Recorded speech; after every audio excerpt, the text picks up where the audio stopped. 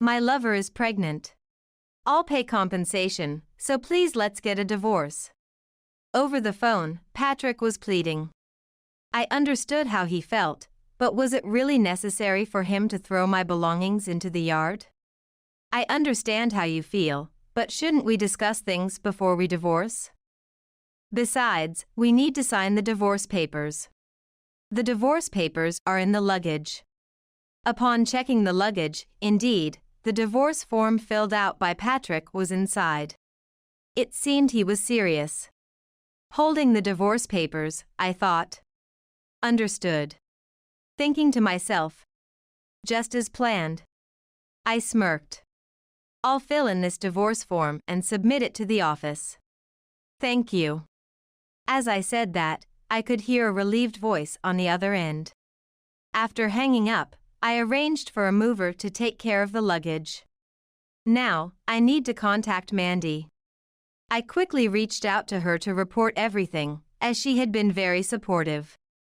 At that moment, I felt mixed emotions about things going my way. I am Kristen Hansen, a 27-year-old career woman.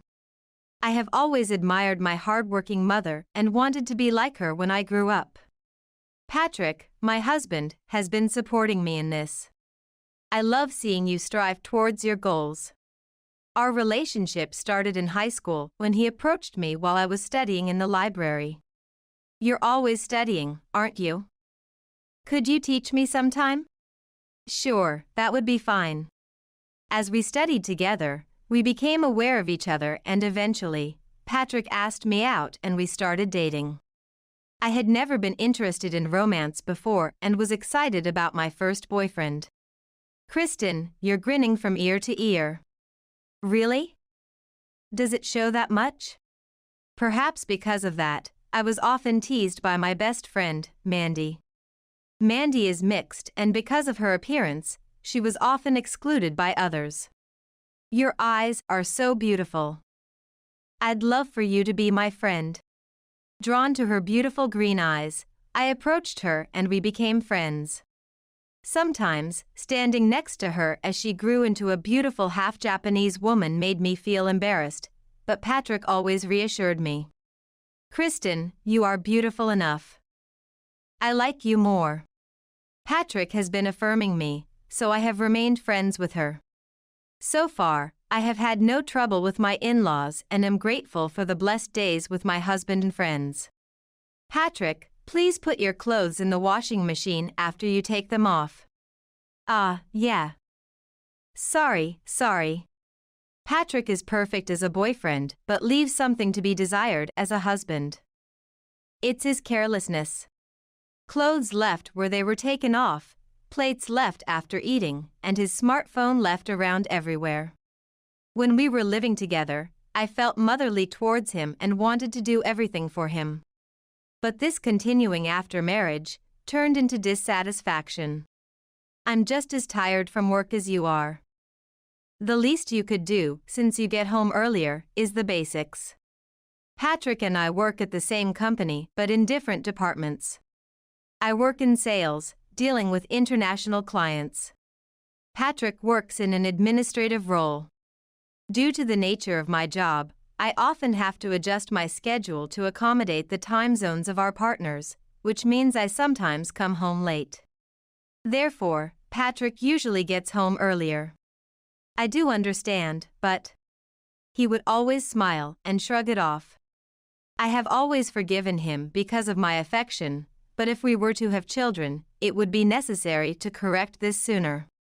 Hey, Patrick. I don't want to say this, but we are married now. When we have children, do you want to show them this behavior?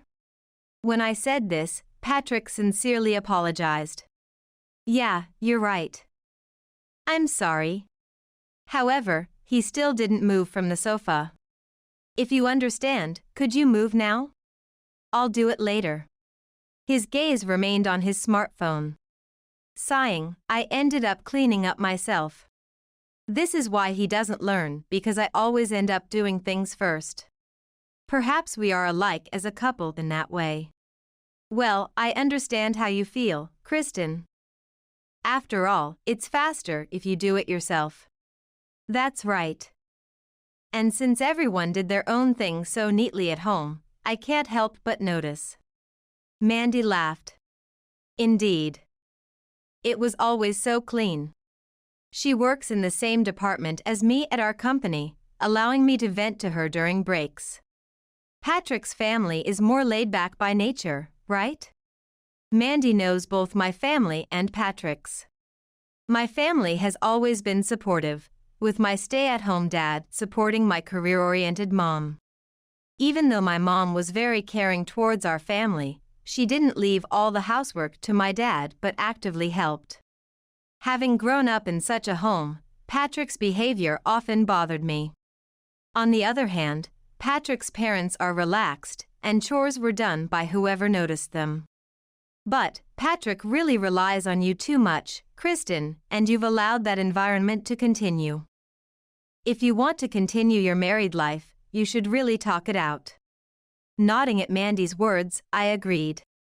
It's okay for now, but if something were to happen to me, Patrick wouldn't be able to survive on his own. Moreover, due to my department, I often have to travel abroad. When I return from a business trip, it has become almost normal for me to clean up the messy room without any rest. We really need to have a proper talk for both of our sakes. Mandy smiled in support of my words. Since then, I've been nagging Patrick more than before to try and get him to change. Perhaps annoyed by this, he gradually started spending less time at home. I'm home. Welcome back. You're quite late, aren't you? That day, Patrick came home so late it was almost the next day. I had prepared dinner and was waiting for him, which led me to speak in a rather sarcastic tone. He then made a displeased face. Can't help it. I have social obligations too. Even so, a little communication would have been nice. Lately, you've been really naggy, Kristen. You used to laugh it off before. His complaint made me snap. True, until now, I had been cleaning up despite complaining.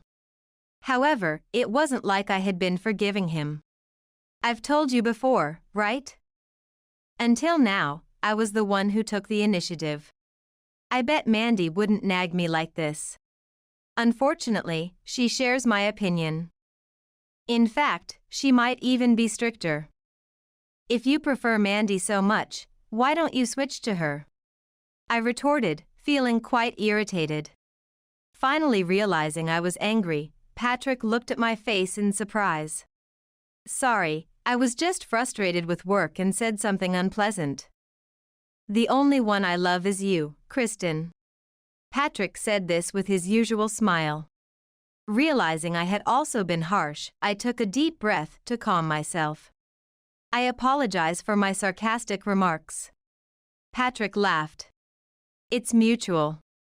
That smile was definitely what had attracted me, but at that moment it felt superficial. Sigh. Why can't married life go smoothly? The next day, as I was eating lunch alone, I sighed. Today, Mandy had a meeting with overseas clients, which shifted her break time. Oh, Kristen, are things not going well with Patrick? Then, a woman approached me in a somewhat mocking tone. Vanessa. I sighed internally upon seeing her. She was Vanessa Brown, once a subordinate of mine, though not anymore. It's none of your business. Wow, Kristen, you're scary. That's why your marriage with Patrick is troubled. Vanessa chuckled. Frankly, we never got along well. I believe that regardless of gender, one should work hard and aim for promotion. However, she believes that as a woman, it's best to marry well and be a housewife. That's an issue between my husband and me. Before you criticize my private life, why don't you do your job properly? These days, being unable to use a computer properly is a hindrance. Her face soured at my words. Initially, she had joined my team as a subordinate.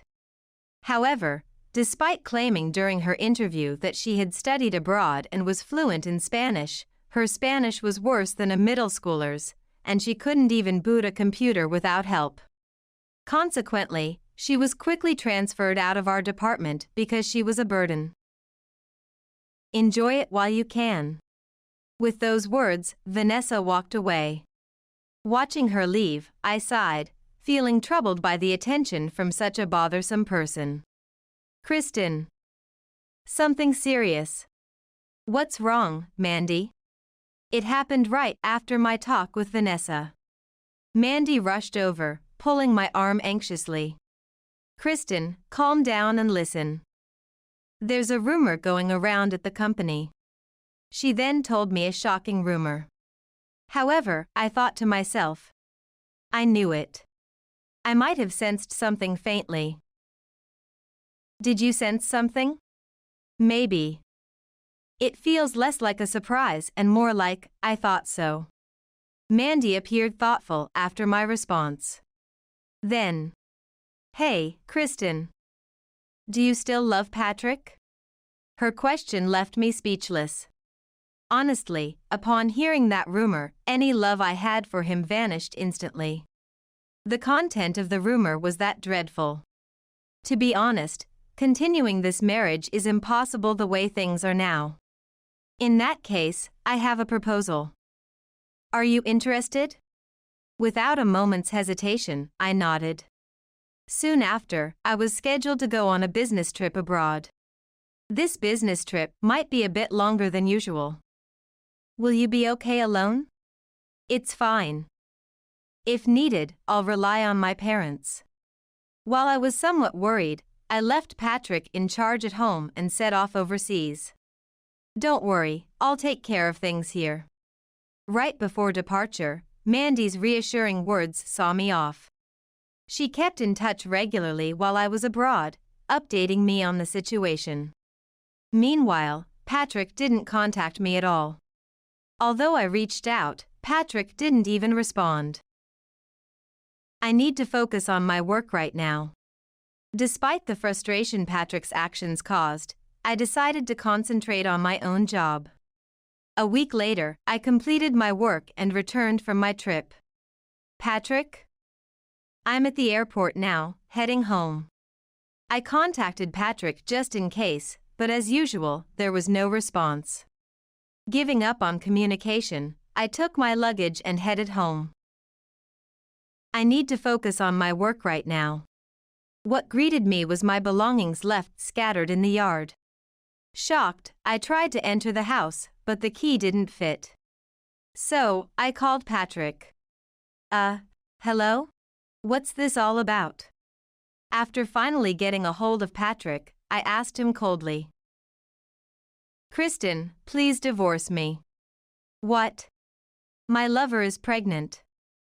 I'll pay compensation, so please let's get a divorce. Patrick pleaded over the phone. I understood how he felt, but why did he need to throw my belongings into the yard? I understand how you feel, but shouldn't we discuss things before we divorce? Besides, we need to sign the divorce papers. The divorce papers are in the luggage. Upon checking the luggage, indeed, the divorce form filled out by Patrick was mixed in. It seemed he was serious. Holding the divorce papers, I thought. Understood. Thinking to myself. Just as planned. I smirked. I'll fill out this divorce form and submit it to the office. Thank you. When I said that, I could hear a relieved voice. After hanging up, I arranged for a mover to help with the luggage. Now, I need to contact Mandy. I promptly reached out to her to report everything since she had been very supportive. At that moment, I felt mixed emotions about things going my way. Soon after, we proceeded with the divorce. As promised, Patrick paid both his and his lover's compensation to me. Kristen, I heard about it. You got divorced, right? When I returned to the office, Vanessa approached me with a smirk. Only our parents and Mandy knew about my divorce with Patrick.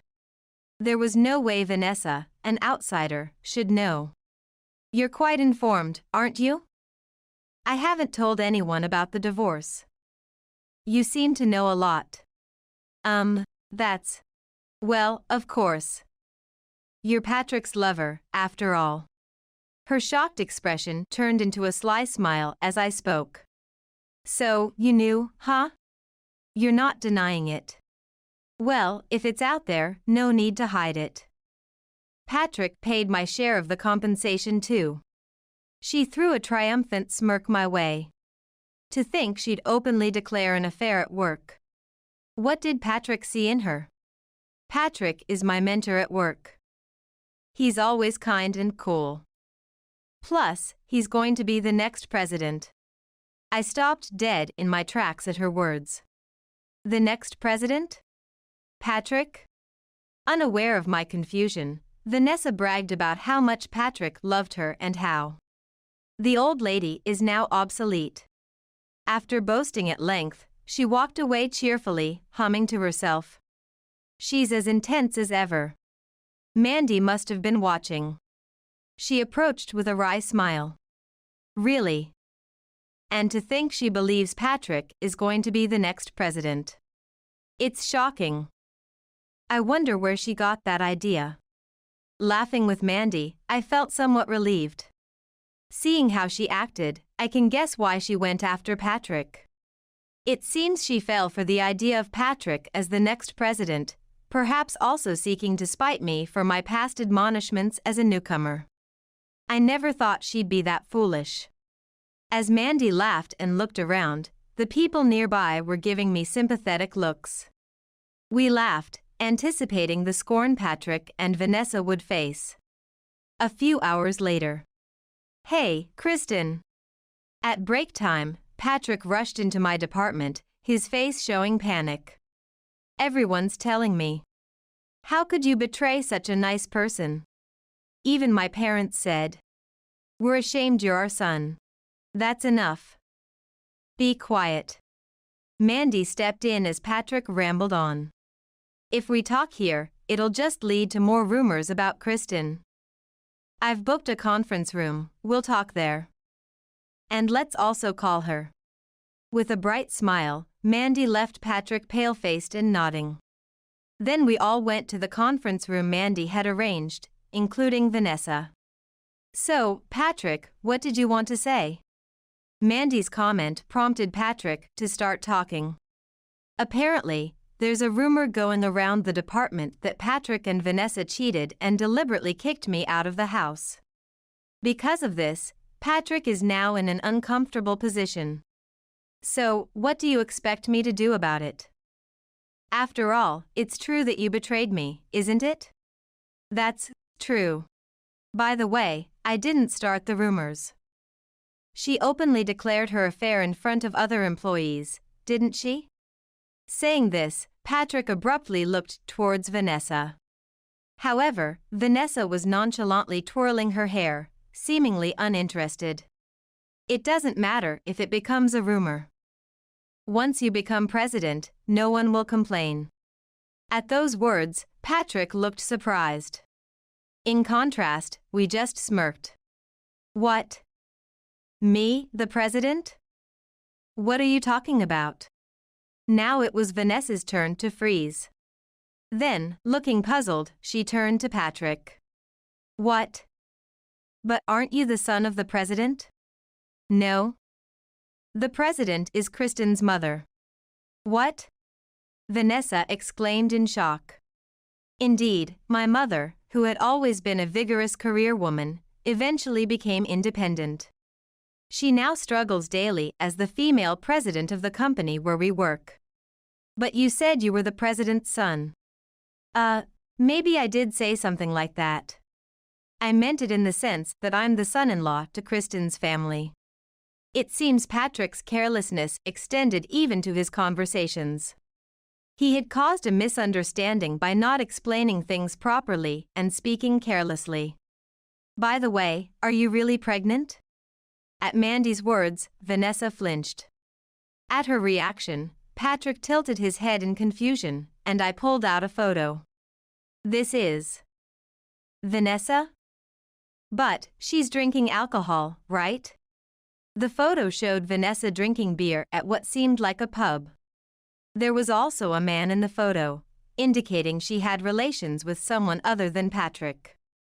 This is. If you check the date, you'll see this was taken just 3 days ago. 3 days ago. By then, Vanessa's pregnancy should have been known. Therefore, it's a lie, right? Just a scheme to steal Patrick from me. Vanessa. Kristen's lying, right? You said you were happy about having our child.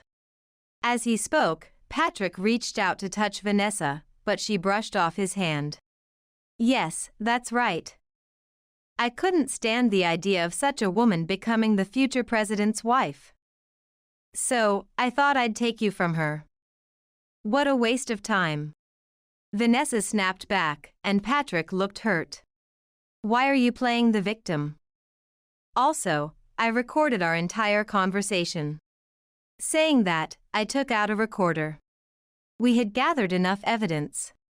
Now, let's make sure they take full responsibility. Sorry, Kristen. It was just a little game. As he spoke, he begged on his knees. I looked at him coldly. Just a little game, huh? Because of that, I was kicked out of my house. I really regret it. I'm deeply reflecting, you know me, don't you? As he pleaded, he tried his usual smile on me. But in response, I also smiled. I'm tired of being with you. As I said this, Patrick froze.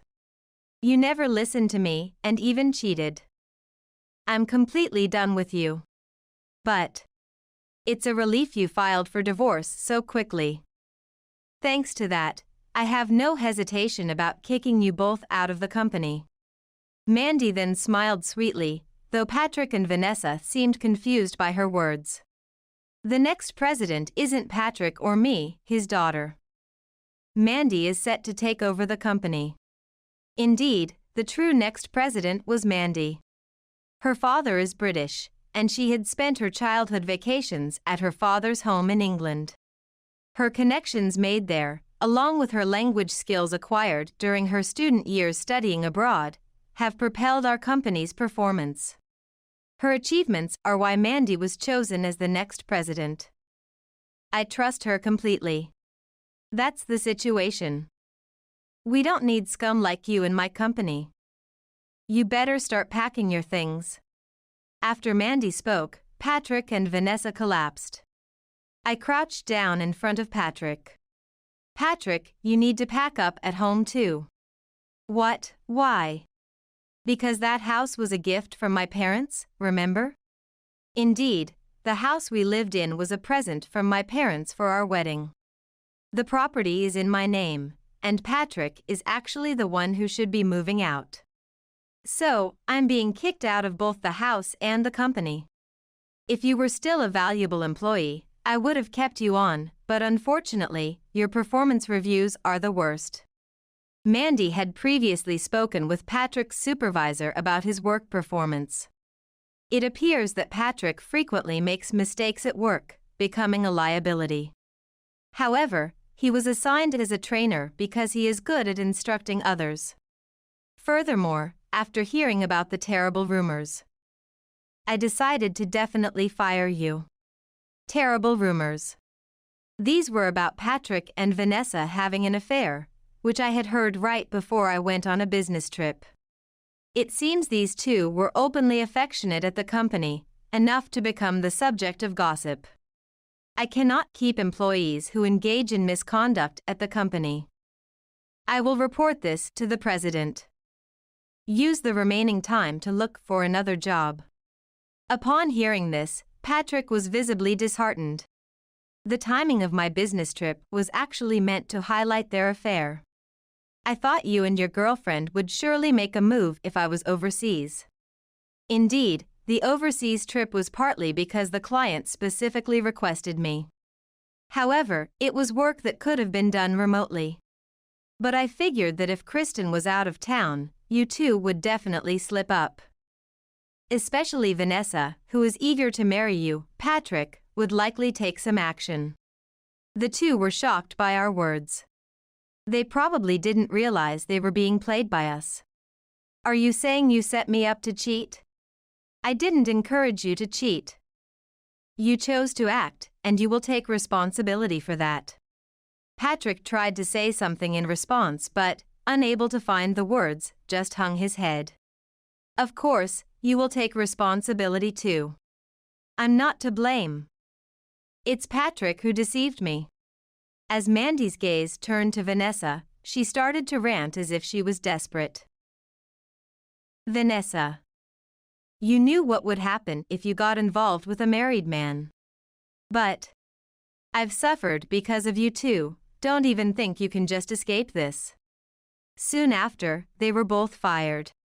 Their poor performance reviews and the fact that they engaged in an affair during work hours were the deciding factors. Sigh. Good job. Mandy chuckled and comforted me, completely worn out by the ordeal. Thank you so much. I would have been lost without you, Mandy. It's okay. This is my way of repaying you. Due to her appearance, Mandy was often harassed and had no friends. I was her first friend. Since the day you became my friend, I decided I would always be there for you, no matter what. To her words, I simply responded with a thank you. I truly felt fortunate to have such a good friend. Afterwards, Patrick, who was kicked out of the company, went back to his parents' house but was apparently turned away. We had been together since high school. Therefore, I was well acquainted with Patrick's parents, who had always treated me kindly. When we got engaged, his mother was overjoyed, saying she had always wanted a daughter. Nevertheless, they could not accept their son after he betrayed and divorced me. I'm truly sorry about what our foolish son has done. His mother apologized over the phone, declaring they would never take Patrick back. It seems the in-laws kept their promise. Struggling to make ends meet through odd jobs, Patrick's sloppy nature led to repeated mistakes and tardiness, resulting in him being fired from job after job. Meanwhile, Vanessa fell for a worker at a nightclub and got into trouble that involved the police. She showed no signs of remorse, which even frustrated the police. It appears her own parents have disowned her, leaving her to face a harsh reality after being released from police custody. It's good that they faced the consequences of their own actions. Knowing their aftermath, I muttered to myself. Then, Patrick contacted me. I'm truly sorry. I want to reconcile with you, Kristen. Hearing this from Patrick, I decided to ask him something. Hey, you actually liked Mandy more than me, didn't you? Patrick fell silent at my words. I had felt uneasy when he mentioned Mandy that day. If his real intention was with Vanessa, he wouldn't have brought up Mandy's name, he would have said a younger colleague instead. You really liked Mandy.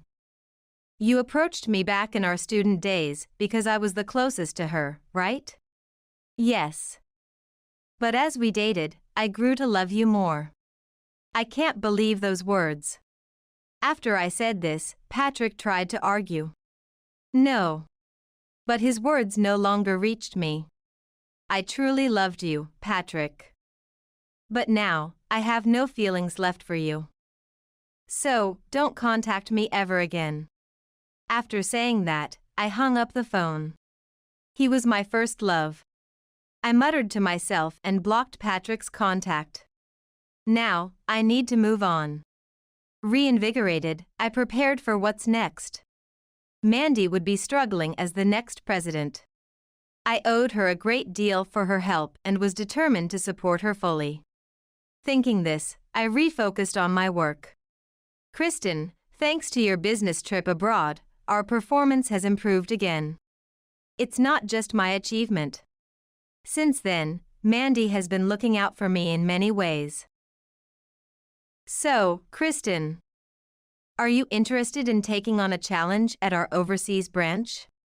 Hearing this, I looked at Mandy. She was staring back with a serious expression. I'd like to hear more about that. Going abroad would physically distance me from Patrick, which might help me move on. And so, I decided to go to the overseas branch. It turned out to be a good move, as I later learned that it helped me avoid Patrick, who had been lurking outside the company waiting for me. He waited impatiently and grew frustrated when I didn't show up. A security guard became suspicious of him and called the police. I yelled at him, "Don't ever show your face in front of me or her again." Laughing, Mandy told me she had urged me to consult with a lawyer to get a restraining order. We also informed him that if he tried to contact me again, we would call the police. Thanks to that, Patrick never appeared in front of me again. By the way, Vanessa also contacted me recently. She asked to be rehired. She wasn't dealt with? Don't worry. Before I could chase her away, your mother told her. We don't need someone as incompetent and lacking basic decency as you. And drove her off. My mother is strong indeed. Hearing that story, I felt relieved and was able to focus on my work with a clear mind. After some time, Mandy was officially recognized as the next president, and the transition process had begun. My overseas experience had helped me grow significantly. Mandy is running late, huh? Today, I plan to have drinks with Mandy to appreciate her constant hard work. We were supposed to meet in front of the company, but she hadn't shown up yet. I was just thinking about contacting her when... Kristen? Oh, hello there. A male colleague approached me, looking puzzled at seeing me, but he understood after I explained. If you don't mind, I can keep you company for a while. Taking up his offer, I chatted with him to pass the time. It turned out we shared some hobbies, and we quickly hit it off. Oh, look at you two, having fun. I hadn't even noticed Mandy's arrival because of our engaging conversation. Her teasing tone made both of us blush. Would you mind if I asked for your number? Following that, he and I started dating. I'm glad.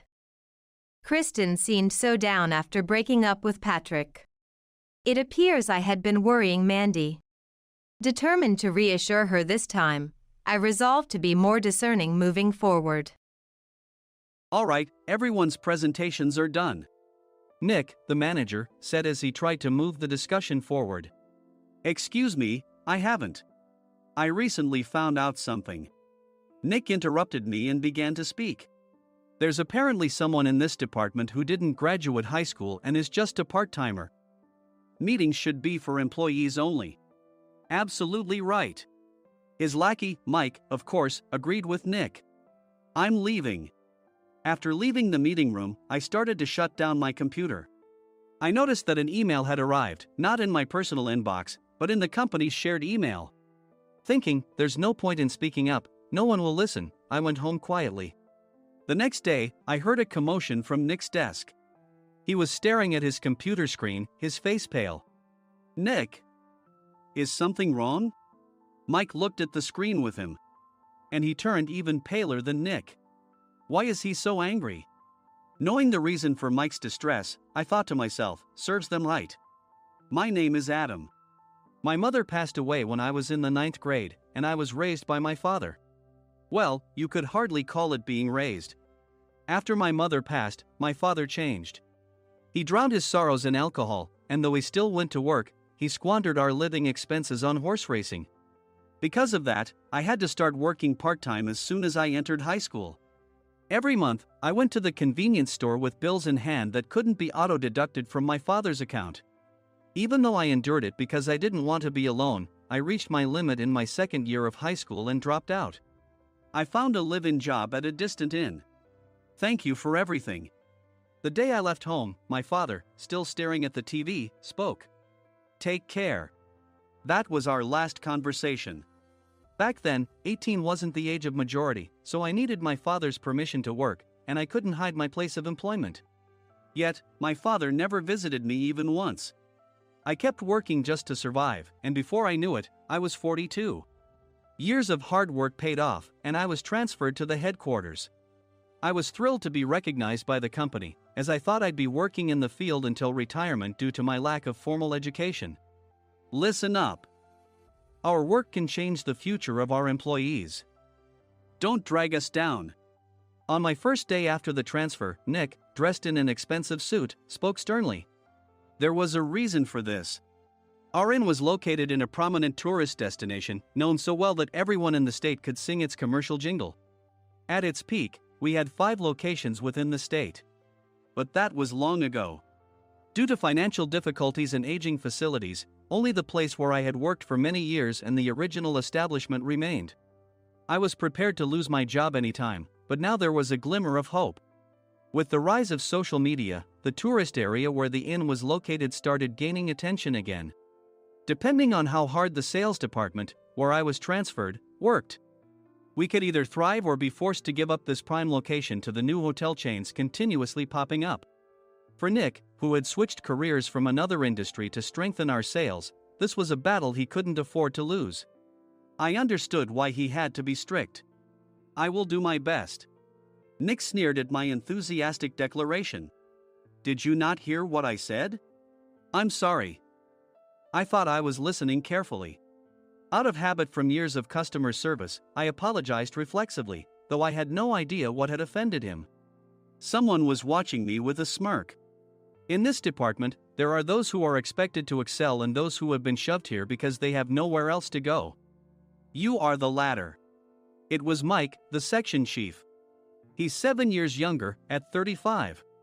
But he was called to headquarters much earlier than I was and had been moving around within the headquarters ever since. I'm not jealous, but I can't accept that he's my boss. Graduating from a prestigious university, he has an unusually high pride and caused many problems as a newbie, making things very difficult for me when I was the front desk leader. When I found out Mike was transferred to the sales department a month before me, I was disheartened. Mike is right. With just a middle school diploma, there's not much you can do. Don't even think about achieving results. As if I didn't exist, Nick remarked, I'm thirsty. Mike eagerly ran to the coffee maker. It seems Mike is Nick's lackey. I regretted being happy about my transfer to headquarters, wishing I had stayed on site forever. Send a direct mail to every company on this list by the end of the day. Nick only assigned me tasks that even a new graduate could handle. What? There are over 1,000 companies. You want me to send to all of them by today? Yes, if you and your fellow misfits split the work, even those with nowhere else to go should finish by today. I glanced at the employees typing away expressionlessly. They were worn out from customer service, only thinking about leaving on time, or were women reassigned after having children, with zero motivation for work. Even Sam, a new graduate from the same university as Mike, who was supposed to be among the expected achievers, had no enthusiasm for the job, having joined the company wanting to do customer service. I don't care what they say, I plan to quit anytime, he said. Only Nick and Mike were highly motivated, making all the decisions between the two of them. I originally only wanted to work at the inn to survive and had no particular attachment to this job. I swallowed my words, thinking I had no right to reprimand them. About a month after the transfer, Nick told us with a frustrated look. To commemorate the 50th anniversary, we've decided to create a plan exclusive for one group per day. Originally, Mike and I were supposed to come up with it, but our president, Mr. Thompson, insists on hearing everyone's opinions. So, you all get a chance. As Nick explained, Mike began handing out prints. Make sure not to embarrass Nick. If your ideas are half-baked, you'll have to redo them.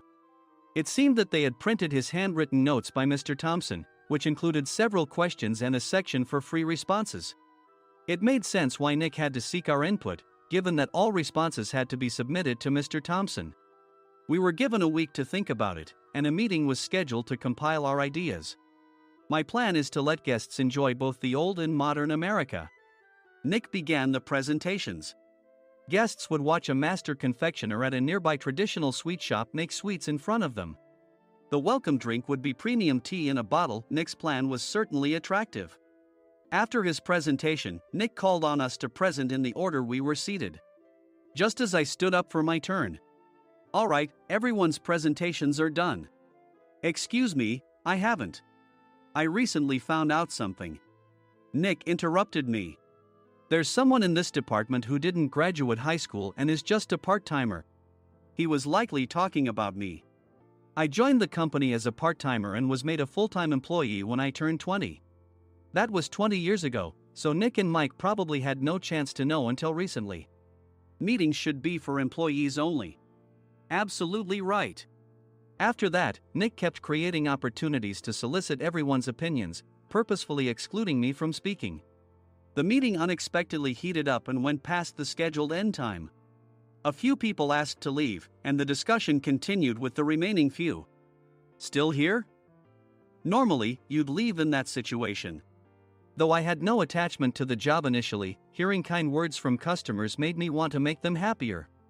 For someone like me, with nowhere to go, the inn was my home and customer service was my life. I felt pathetic about my current self. I'm leaving. I left the conference room and started shutting down my computer. I noticed an email had arrived, not in my personal inbox, but in the company's shared email. Thinking no one would listen to what I had to say anyway, I quietly went home. The next day, while preparing the DM as instructed, I heard a commotion from Nick's desk. In his haste to stand up, he hit his knee on the desk. He stared at his computer screen, his face pale. Nick! What's wrong? Mike, thinking he should be the first to rush over, approached Nick while still wearing his coat. He peered at the screen with Nick. And he turned even paler than Nick. Why is he so angry? Who is responsible for this company? Nick, more irritated than ever, asked, and Mike answered without checking. Probably Sam. Sam wasn't there because he was attending a morning training session for new hires. Nick gave up on getting angry and returned his gaze to the screen. They were looking at an email that arrived right after the end of the working day yesterday. Apparently, no one, including me, had checked it before leaving. The email was from a large company that used us for their annual employee trips. The president and executives of that company also frequently used our services personally. President of the company, Mr. Mason himself had declared that neither he nor his company would ever use our services again. Well, some companies cancel their employee trips or stop using our services due to financial struggles. Let's just move on. Mike kept wiping the sweat from his forehead with a handkerchief. Knowing why Mike was so agitated, I quietly watched their interaction. Do you know how much revenue we get from that company? We can find other guests to fill the rooms, but we'll lose the banquet costs, gift shop revenue, rental car fees, and more. Moreover, the gifts were supposed to be prepared by the traditional confectionery shop involved in Nick's proposed plan. If it's known that we incurred such a huge loss at this critical time, Nick's position in the company would be jeopardized. Nick took a deep breath, seemingly trying to calm himself. All right, Mike. Go to New York right now and apologize to Mr. Mason. What? You're coming with me, right? I have urgent work to do. I trust you, which is why I'm entrusting this to you. Please. Mike, believing Nick's sincerity, agreed with a determined look on his face, saying, yes. That's Nick for you. Even if Mike went to apologize, Nick would shift all the blame onto him if the client didn't change their mind. Well, it was Mike's fault to begin with, so it served him right. About 3 hours later, Sam answered a call from somewhere and repeatedly apologized, saying, I'm very sorry. Everyone watched to see what was happening. After ending the call, he informed Nick with a weary tone. When Mike arrived at the client's company, he only made things worse, further infuriating Mr. Mason. He was demanding, get his boss here immediately. It was no wonder Sam was exhausted, dealing with such a call right after returning from training. What is that idiot doing? All right, Adam, you're coming with me. If sacrificing Mike didn't work, then I must be next. Normally, I'd want to refuse at all costs, but I saw an opportunity in this situation. If I can be of assistance, I'd be happy to join you. I obediently followed Nick, and we flew to New York. When we introduced ourselves at the reception, it became clear how serious the situation was, as the receptionist personally escorted us to the president's office. Angry voices leaked through the door, making both Nick and me uneasy. Excuse me. I'm Nick, the supervisor. I understand my subordinate has caused you trouble, and I deeply apologize. Nick, with his experience in the corporate world, knew enough to offer an apology before excuses. However, his customer service skills left much to be desired.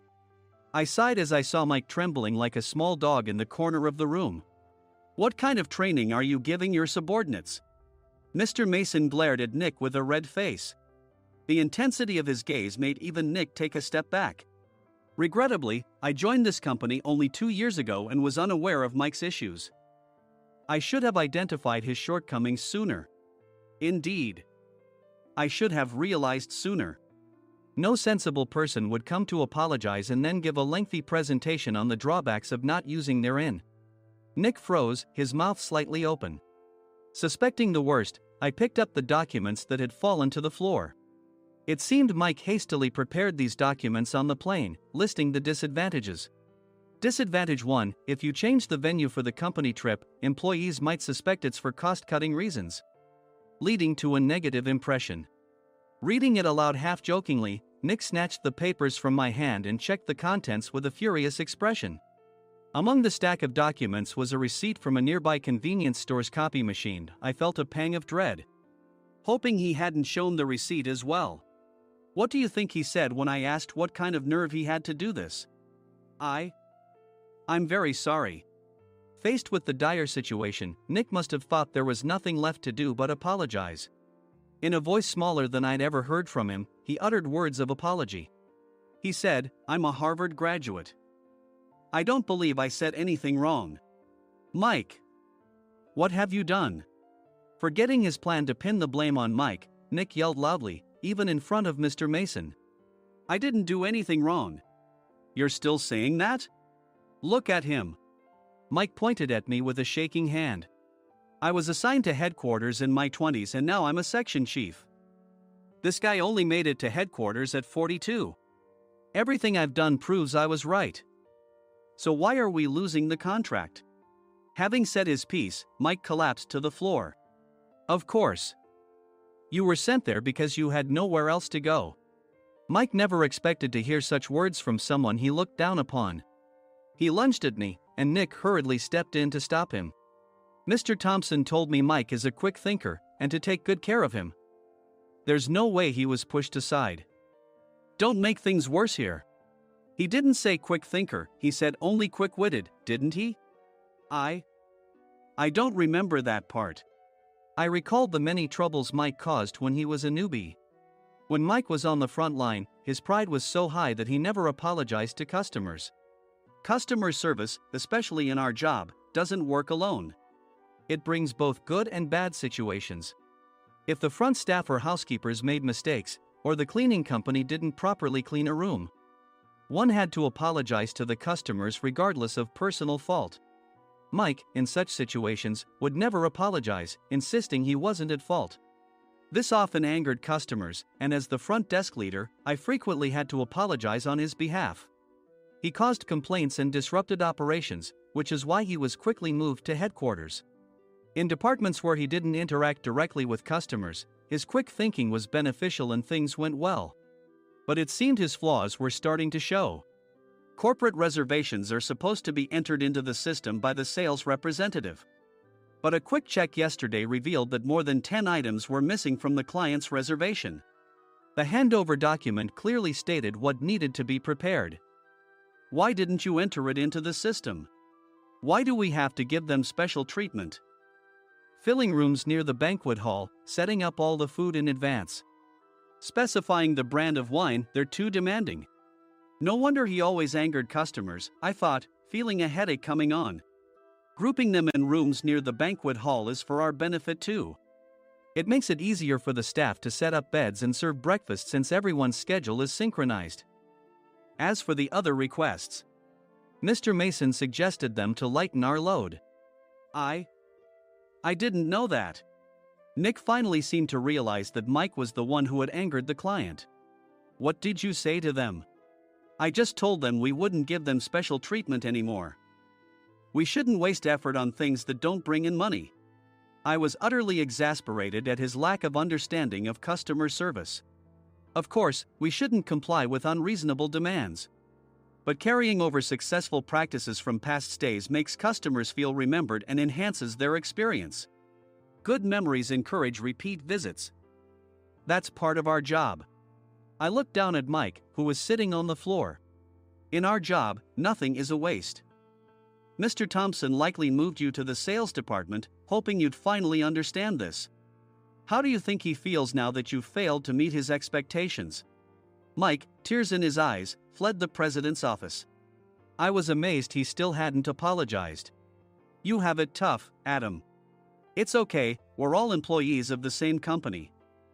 I deeply apologize for this disrespectful incident. Especially after all the care you've shown us. If it weren't for you, Adam, I really would have stopped staying here.